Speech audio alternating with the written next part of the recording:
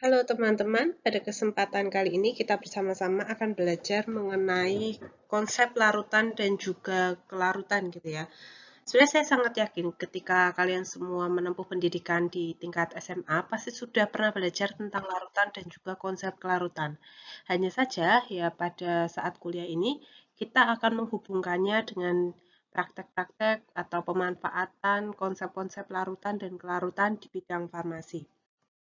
Sebenarnya, kenapa kok kita harus belajar kembali, melihat kembali, mengingat kembali tentang larutan dan juga kelarutan? Ya, ini tidak terlepas dari manfaat akan kedua topik tersebut di bidang farmasi. Ya, manfaatnya apa saja? Yang pertama, ya, karena memang tidak bisa dipungkiri bahwa ada beberapa obat ya yang tersedia dalam bentuk larutan, dalam bentuk cairan, sehingga kita perlu memahami konsep-konsep larutan itu seperti apa, sehingga nantinya kita bisa membuat suatu obat, suatu sediaan farmasi ya yang sesuai dengan parameter-parameter yang kita harapkan, sesuai dengan kriteria-kriteria yang kita tetapkan dan bisa menjaga kualitas obatnya tetap baik, tetap stabil gitu. Kemudian yang kedua kaitannya dengan proses penjaminan mutu suatu obat ya di bidang farmasi gitu. Kita sebagai seorang farmasis punya kewajiban untuk memastikan bahwa obat yang kita buat atau sediaan farmasi yang kita buat itu memiliki kualitas yang baik.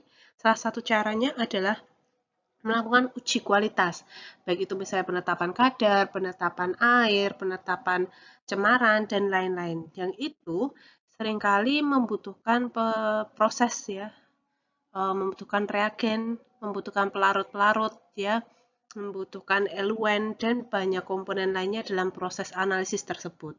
Nah, pada saat proses analisis tersebut kita diminta untuk membuat larutan tertentu, ya akan menggunakan larutan tertentu, ya sehingga harus paham tentang konsep larutan dan juga kelarutan.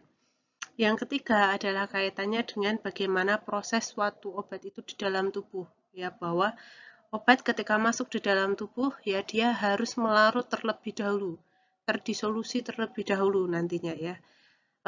Sebelum dia bisa diserap dan masuk ke dalam tubuh ya. Untuk itu kita harus memastikan bagaimana sih supaya bisa mencapai kelarutan yang baik sehingga dia bisa segera bercampur dengan cairan di tubuh dan juga bisa segera diabsorpsi. Itu tiga hal penting yang harus kita ketahui kenapa kok kita harus belajar tentang larutan dan juga kelarutan.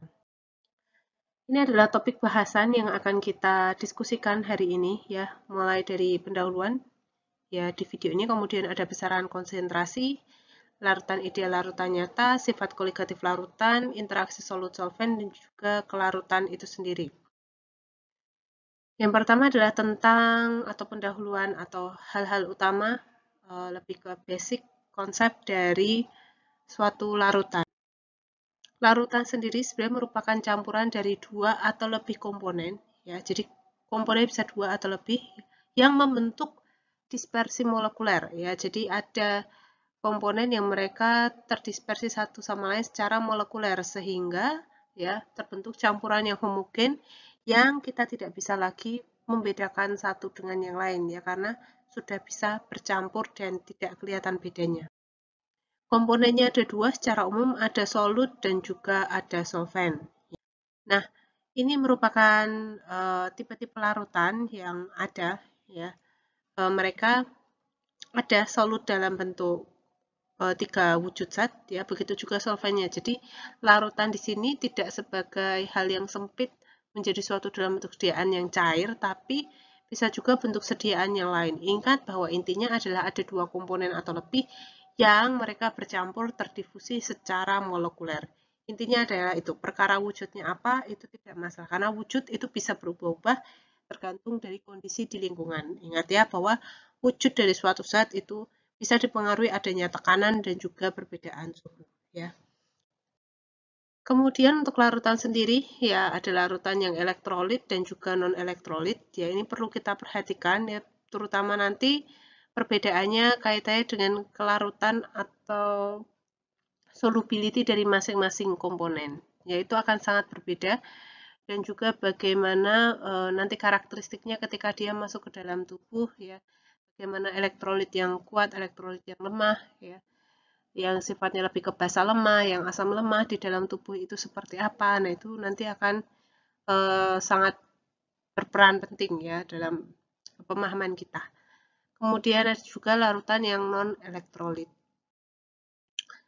Untuk larutan sendiri secara umum dia memiliki 3 sifat, ya mulai dari sifat fisik, ya, atau di sini sering disebut juga dengan sifat aditif, di mana sifat ini ya dipengaruhi oleh jumlah atom di dalam suatu senyawa gitu ya. Sedangkan ya contohnya bobot molekul gitu. Sedangkan untuk sifat konstitutif yaitu merupakan sifat dari suatu larutan yang dia tergantung dari struktur molekul komponennya.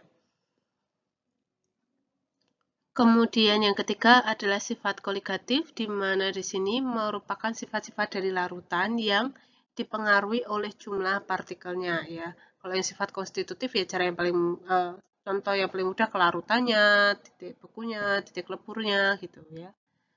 Kemudian kalau sifat koligatif nanti ada 4 macam yang akan kita bahas satu persatu. Mungkin ini dulu pendahuluan yang bisa saya sampaikan ya. Untuk topik selanjutnya akan kita bahas di video selanjutnya. Terima kasih.